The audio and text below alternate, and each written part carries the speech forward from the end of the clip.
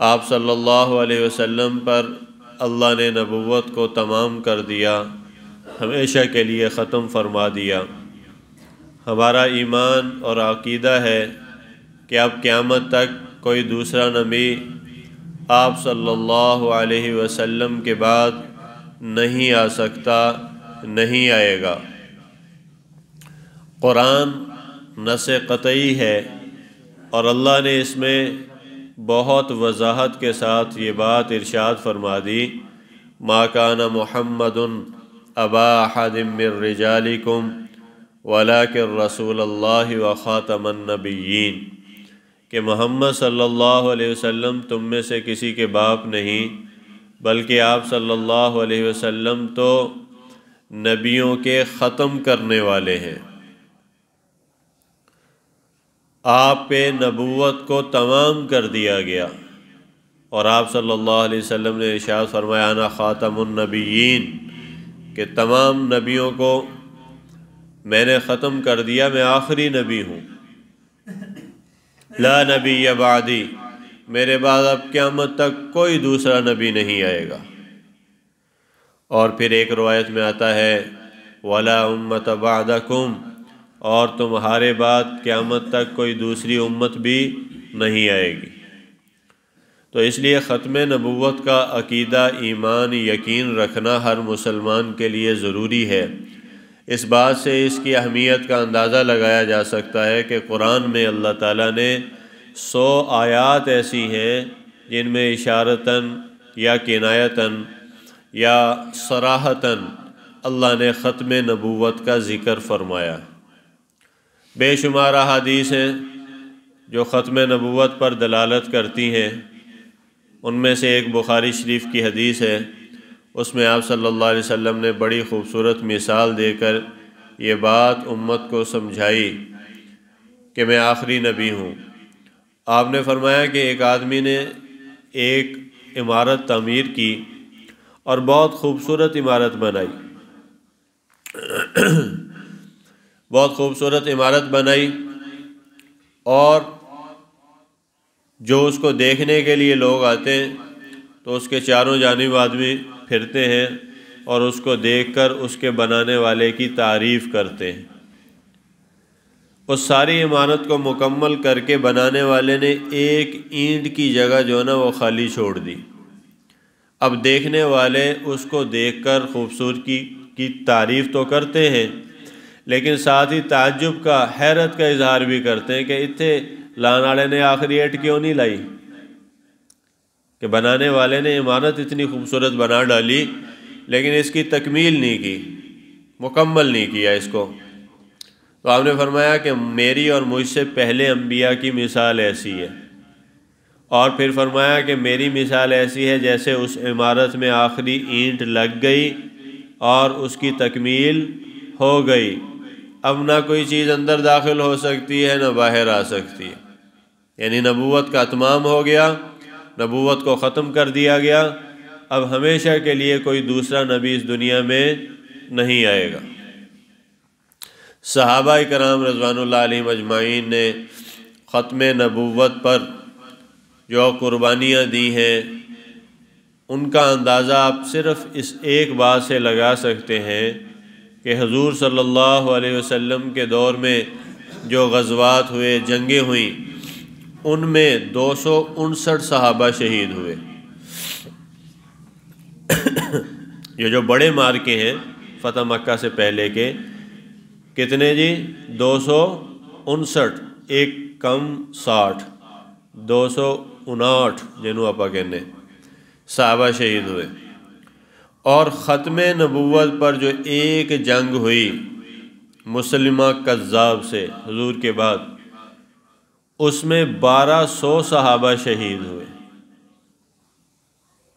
کتنے 259 اور کتنے 1200 صحابہ، اور صحابہ بھی وہ بڑے بڑے صحابہ، کبار صحابہ جن کے نام بدر میں بھی، احد میں بھی، حنین میں بھی، احزاب میں بھی، وہ صحابہ شہید ہوئے۔ 700 قاری القرآن شہید ہوئے۔ یہ وہ تحریک ہے، یہ وہ کاز ہے ختم نبوت وہ مشن ہے کہ جس پہ صحابہ کی قربانیوں کی لازوال تاریخ ہے۔ اب صرف اس ایک بات سے اس بات کا اندازہ کر لیں، ایک اتنی بڑی اہمیت کی چیز ہے۔ اور جس وقت پچھلی صدی میں قادیانی لعین مرزا قادیانی نے نبوت کا دعویٰ کیا تو علماء نے اس کی سرکوبی کی، اس کا پیچھا کیا، علمی تدارک کیا، اور علماء دیوبند نے سب سے بڑھ چڑھ کر اس تحریک میں اپنا کردار ادا کیا۔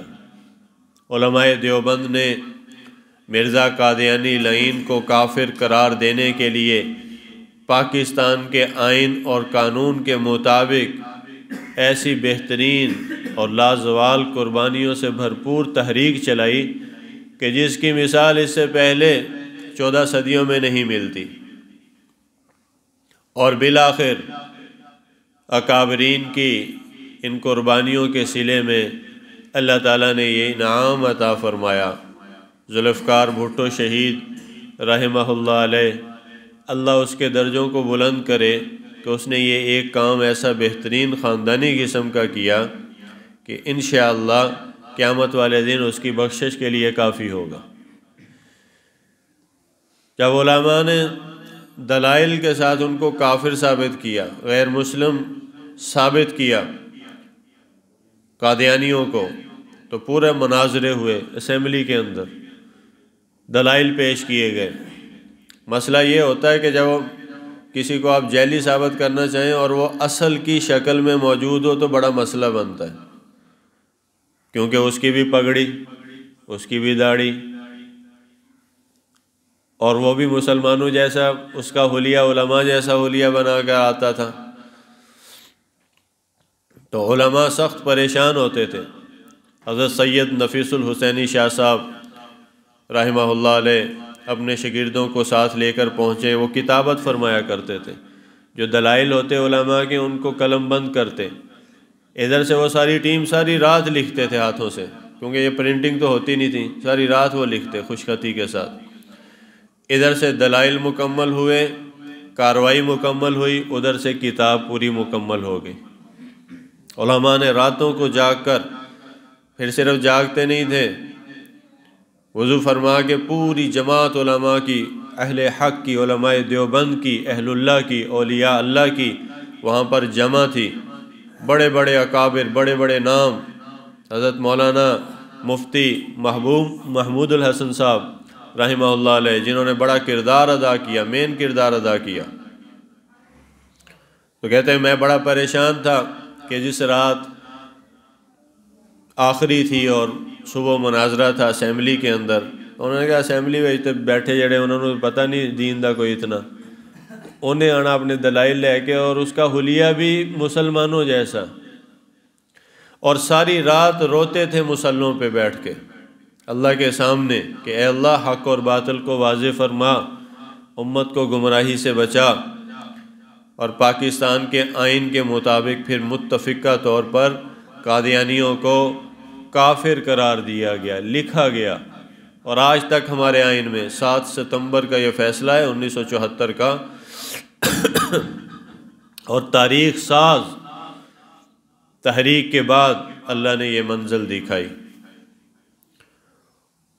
تو آخری رات کہتے کہ میں بڑا پریشان تھا کہ صبح مناظرہ ہے، وہ یوں ہی آئیں گے، تو اسمبلی میں جو بیٹھے ہیں ان کو تو دین کا اتنا پتہ نہیں، کہیں یہ اس کے جال میں نہ پھنس جائیں۔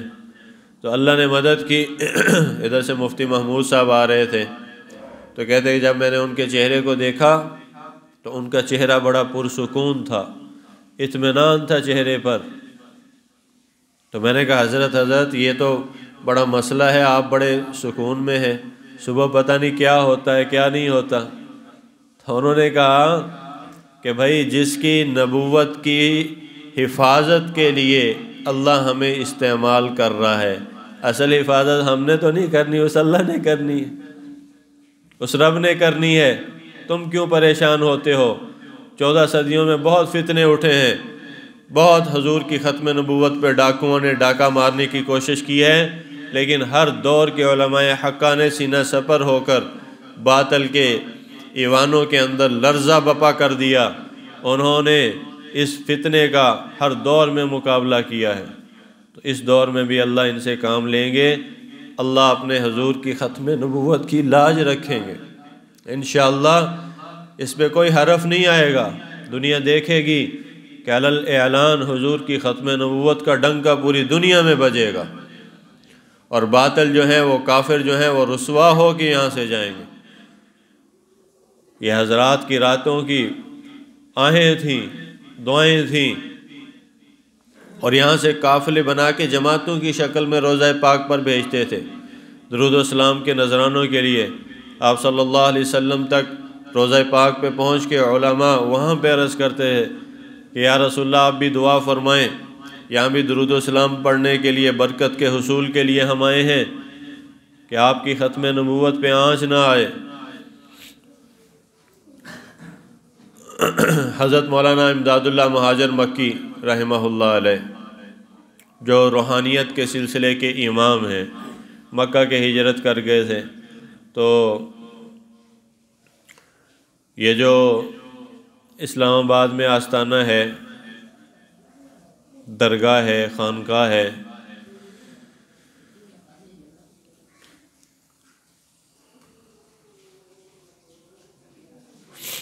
حضرت مہر علی گولڑوی رحمہ اللہ علیہ، تو یہ بھی حضرت کے مرید تھے، بڑے اللہ والے تھے. تو یہ جب ادھر ملے سعودیہ میں تو حضرت نے فرمایا کہ جاؤ، تم یہاں پڑھنے کے لیے آگے ہو، ہندوستان میں ایک فتنہ اٹھنے والا ہے، جاؤ وہاں پہ جا کے قیام کرو، اللہ تم سے وہاں پہ کام لے گا اس فتنے کے خلاف. اپنے مرشد کے حکم پہ پھر وہاں سے یہ چل کے ہندوستان آئے. اور تھوڑا ہی عرصہ گزرا تھا کہ مرزا لعین قادیانی نے اس نے نبوت کا دعویٰ کر دیا. پھر یہ فتنہ پھیلا پھیلا پھیلا، پھر علماء اکٹھے ہوئے، پھر انہوں نے پورا ایک تحریک کی شکل اختیار کی اور علماء نے اس کی قیادت کی. اور یہ بڑی حساس، بڑی ہی پر ایمان جذبات سے لبریز تحریک تھی. مسلمانوں نے جانوں کی اپنے نذرانے پیش کیے، اور 20,000 سے زائد مسلمان جو ہیں وہ شہید ہوئے اس تحریک میں. یہ چلتی آئی چلتی آئی چلتی آئی. حضرت مولانا عطا اللہ شاہ بخاری رحمہ اللہ علیہ نے اس کی پھر قیادت کی، اور اللہ نے ان سے بڑا کام لیا. اور وہ آخری سالوں میں فرماتے تھے کہ انشاءاللہ یہ فتنہ دب جائے گا، اللہ ان کو کافر قرار دلوائیں گے قانون کے مطابق، اور پاکستان کے آئین میں لکھا جائے گا. اور جب یہ ہو جائے تو پھر میں نہیں رہوں گا، میری قبر پہ آ کے تم بتا دینا کہ عطا اللہ تو وہ جنگ جیت چکا جو ختم نبوت کی خاطر تو نے لڑی ہے، انگریزوں کے ظلم برداشت کیے. انگریز نے پکڑا اور جیل خانے کے اندر سل، برف کی سل، اس پہ لٹایا. وہ اذیتیں دیتے تھے کہ علماء کو کسی طرح خرید لیں، کسی طرح جھکا دیں. ان کو پتہ نہیں تھا کہ یہ علماء دیوبند ہیں جنہوں نے دنیا کے اندر اسلام کا پرچم بلند کیا ہے. آج آپ دنیا میں کہیں چلے جاؤ، کسی کنارے پہ چلے جاؤ، علماء دیوبند کی علمی خدمات، روحانی خدمات، ان کے لگائے ہوئے پھول یہ مدارس کی شکل میں، مکاتب کی شکل میں، خانقاہوں کی شکل میں، تبلیغی جماعت کی شکل میں آپ کو پوری دنیا میں ہر کونے گوشے میں نظر آئیں گے. علماء دیوبند نے وہ دین کی خدمات اللہ نے ان سے لی ہیں جو اللہ نے دنیا کے کسی خطے کے رہنے والے علماء سے اتنی خدمات نہیں لی. تو جب ان کو وہ برف کے اوپر لٹایا گیا تو اس نے کہا کہ اب بھی اقرار کرو، اب بھی اقرار کرو. اور کرتے کرتے کرتے جب ان کی جسم میں جو ہے وہ ہمت جواب دینے لگی تو انگریز خوش ہو گیا. اس نے کہا کہ ہن تے جڑا کم بنوں گا، اب تو تمہیں بات ماننی پڑے گی. تو حضرت نے فرمایا کہ دیکھ تو یہ چاہتا ہے کہ تو اپنے مکروہ عزائم اور منصوبے کو کامیاب کروا لے، اور اللہ کے اس فقیر کو جھکا دے تو بھی کان کھول کے سن لے کہ میرا جسم تو نے ٹھنڈا کر دیا ہے، لیکن میرے ایمان کو پہلے سے زیادہ گرما دیا ہے تو نے۔ برف کی جو یہ سل ہے یہ میرے جسم کو ٹھنڈا کر سکتی ہے، لیکن میرے ایمان کو ٹھنڈا نہیں کر سکتی۔ یہ ہیں علماء دیوبند جن کا کردار اجلا روشن اور جن کی لازوال قربانیوں کی وجہ سے پھر وہ اسمبلی کے اندر فیصلہ ہوا۔ لمبی تحریک ہے، لمبا واقعہ ہے، علماء کی جو قربانیوں کے طفیل اللہ تعالیٰ نے قادیانیوں کو اسمبلی سے، مسلمانوں کی اسمبلی نے لکھ دیا اور پاکستان کے آئین اور قانون میں ہمیشہ کے لیے کافر قرار دے دیا قادیانیوں کو۔ تو ان سے بہت بچا کرو۔ اور کئی قادیانی کمپنیاں ہیں جو پاکستان میں کام کر رہی ہیں، ان میں ایک یہ شیزان ہے، شیزان، اس کو استعمال نہ کیا کرو۔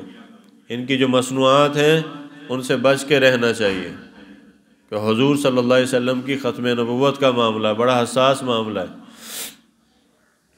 تو اس لیے آپ صلی اللہ علیہ وسلم کی جو ختم نبوت ہے، اس پہ کسی دور میں بھی علماء نے آنچ نہیں آنے دی۔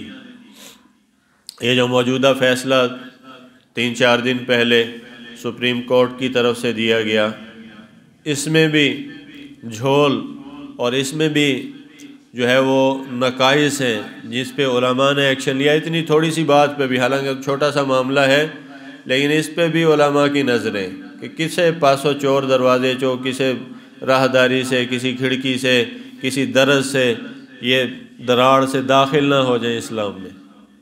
تو علماء نے سٹینڈ لیا، حضرت مولانا فضل الرحمان صاحب نے سٹینڈ لیا، پورے ملک کے علماء، عالمی مجلس تحفظ ختم نبوت نے اس پہ سٹینڈ لیا۔ الحمدللہ پورے ملک میں ایک شعوری، ایک بیداری کی لہر آئی، اور آج عدالتی جو وکلاء وہ بھی کہنے پہ مجبور ہو گئے کہ عدالت کو اپنا یہ فیصلہ بدلنا چاہیے۔ سپریم کورٹ کے چیف جسٹس قاضی فائز عیسیٰ اگرچہ اچھے انسان ہیں، لیکن ان سے فیصلے کے اندر تھوڑی سی بھول ضرور ہوئی ہے، اور علماء نے اس پہ تنبیہ کی ہے، فوراً پکڑ کی ہے، کیونکہ یہ ختم نبوت کا مسئلہ ہے۔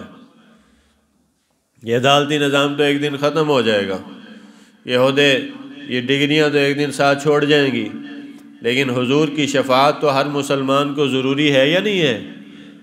آپ صلی اللہ علیہ وسلم کی شفاعت کا امیدوار اگر کسی کو بننا ہے تو حضور کی ختم نبوت پہ پہرے داری کرنی پڑے گی، اس کاز پہ آواز اٹھانی پڑے گی۔ تو ہم امید کرتے ہیں کہ اس فیصلے کو بدلا جائے گا، انشاءاللہ اس کی بہت امید ہے، اور اگر نہیں بدلیں گے تو پھر انشاءاللہ یہ تحریک اور زور پکڑے گی، اور باطل کے بالمقابل علماء حق کو لے کر کھڑے ہوں گے، اور اللہ کی مدد ان کے ساتھ ہوگی۔ پھر ایک بات، ایک مصیبت یہ بھی ہے کہ ختم نبوت کا نام لے کے نا، جندہ کوئی بھی چیز چلتی ہے، نایاب ہوتی ہے، تو ٹھگ بازوں کا بھی یہ دیکھنا ہوتا ہے کہ کتوں اسی یہ جا وڑی ہے، اسی اپنا فائدہ چک لیے۔ کئی نمونے نا ایسے اس میں شامل ہو جاتے ہیں اپنے دنیاوی فوائد کے لیے، تو وہ اپنا لوچ تڑنا آستے نا ویچ، جنہاں چھپ چھپ پیر آج چلیا ہوا نواں فتنہ بلاوڑا شریف، پتہ نہیں کتوں نے اپنا دربار تو کڈیا، اور دم جی کردا ہے گا جی، لنگڑے سیدھے ہو جاندے ہیں، جڑے مرن والے کھڑے ہو جاندے ہیں، جڑے پاگل انہاں دے دماغ جڑے الٹے ہوئے وہ سیدھے ہو جاندے ہیں۔ اپنے بندیاں نوں سکھا سکھو کے وہ کیمرے کے سامنے میڈیا ٹیم بنا کے اس نے ایسا اثر بنایا کہ ایک بڑی تعداد لوگوں کے پاس، کیونکہ دینی علم تو ہے نہیں، قرآن کو خود پڑھدا نہیں، نہ حضور کی زندگی پڑھتے ہیں، تو وہ دے پیچھے لگ گئے، اور دم پتہ کہنا کہتا ایسے تسبیح پڑھی ہوں انہیں، ٹک ٹک ٹک ٹک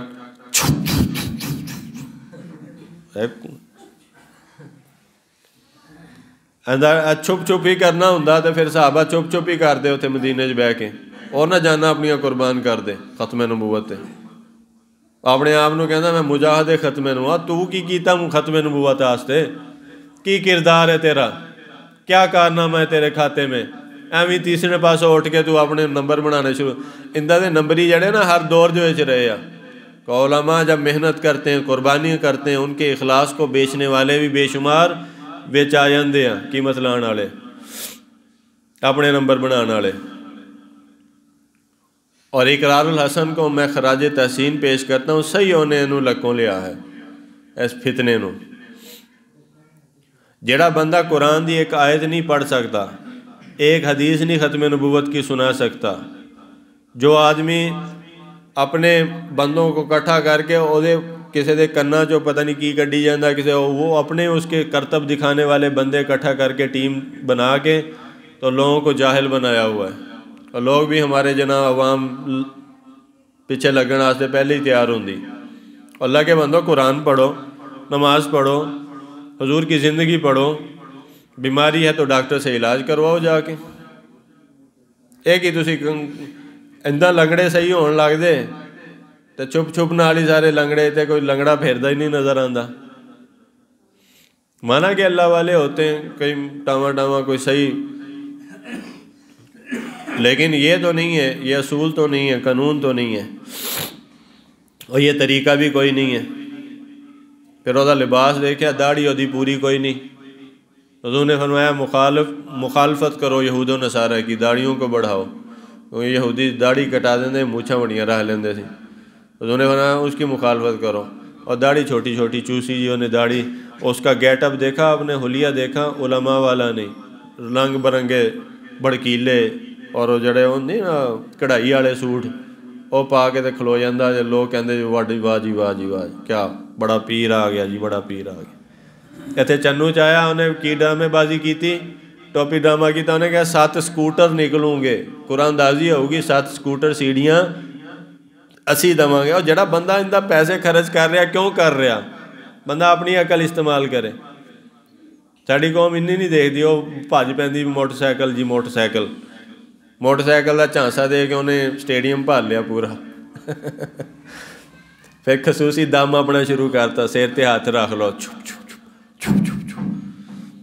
یا تو کوئی بندہ پڑھے نا تو پھر بھی سمجھ آندی ہے، کوئی قرآن دی آیت ہوئے چلو پھر بھی سمجھ آندی ہے۔ اور اندہ تسبیح انہیں رکھی موٹے دانے والے، اندہ گھماتی تے چھپ چھپ ایکو لگا، چھپ چھپ چھپ چھپ 4 6 چھپاں چھڑ کے تو جناب پیر بنیا کھڑا۔ اللہ والے ایسا پھر اپنے آپ نو حق خطیب کہندا، پھر اپنے آپ نو ولی کامل کہندا، پھر وہ چیلے کہندے یہ جتی جنہ اثر ہے نا بزرگاں دے وظیفیاں بھی اتنا اثر نہیں۔ اور اللہ کے بندو دماغ خراب ہو گئے تمہارے، اب بھی سمجھ نہیں آتی قوم کو۔ جب قرآن کو چھوڑو گے، حدیث کو چھوڑو گے، حضور کی زندگی کو چھوڑو گے، پھر ایسے ٹھگ بازوں کے ہتھوں میں چڑھ جاؤ گے۔ پھر ایمان بھی گیا، عقیدہ بھی گیا، اور پیسہ بھی گیا، وقت بھی گیا، صلاحیتیں بھی گئیں۔ کتنے لوگ تو دم کران گئے جی اتھے، وہ اگے تو بھی بیمار ہو کے آگئے، میرے جاننے والے چوں اگے تو بھی بیمار ہو۔ اتنا بیمار مریض کو تمہیں کس نے کہا کہ اٹھا کے اس کے پاس لے جاؤ، اس فراڈیے کے پاس؟ اگے تو بھی بیمار ہو کے آگئے۔ تو عقل کو استعمال کرنا چاہیے، جس کا دین سے کوئی تعلق نہیں، جس کا ختم نبوت سے کوئی تعلق نہیں، جس کو نماز سن لو، نماز ہی نہیں انہوں آندھی ہونی، جنہوں ایک آیت ہی قرآن دی نہیں آندھی، سنا نہیں سکتا، انہیں نماز کتوں سنانی، انہیں جنازہ کتوں سنانا، انہیں دعائے قنوت کتوں سنانی۔ جڑا اٹھدا پیر بن جاتا، جڑا اٹھدا عمل بن جاتا، جڑا اٹھدا جڑا ولی کامل بن جاتا۔ تو اس لیے خود سوچنا چاہیے، آدمی کو خود دیکھنا چاہیے، ایسے فراڈیوں سے، ٹھگ بازوں سے خود بھی بچیں، دوسروں کو بھی بچائیں، صحیح دین کو اختیار کریں۔ ہاں کوئی مرض ہے تو حکیم نہ رابطہ کرو، کسی نے جا کے کوئی ڈاکٹر سے رابطہ کرو، کوئی علاج کرواؤ اس کا۔ دنیا میں علاج ہے، حضور نے فرمایا ہر بیماری کا علاج اللہ نے رکھا ہے۔ اللہ سے مانگو، اللہ کے پاس آؤ، سجدے میں گرو، اللہ سے دعا کرو، رو کے اللہ سے مانگو۔ کون سا کام ہے جو اللہ نہیں کر سکتے؟ کون سی مشکل ہے جو اللہ حل نہیں کرتے؟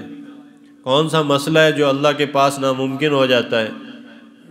کون سی دعا ہے جو تم کہتے ہو کہ میں کرتا ہوں اور اللہ قبول نہیں کرتے؟ حلال کھا، رو کے دعا مانگ، راتوں کو اٹھ، اللہ کا نام پڑھ، اللہ والوں کی مجلس میں آ، نیک ماحول میں جا، جماعتوں میں جا، اور پھر دیکھ تیری دعائیں کس طرح قبول ہوتی ہیں، تیرے مسئلے کس طرح اللہ حل فرماتے ہیں، تجھے اللہ کس طرح سکون عطا فرماتے ہیں۔ تو اللہ تعالی ہم سب کو ان ٹھگ بازوں سے بھی بچنے کی توفیق دے، اور ختم نبوت کے صحیح حقیقی وارثان ہیں ان کے ساتھ اللہ ہم سب کو اکٹھا کرے، دنیا میں بھی اور آخرت میں بھی۔ وآخر دعوانا ان الحمد للہ رب العالمین۔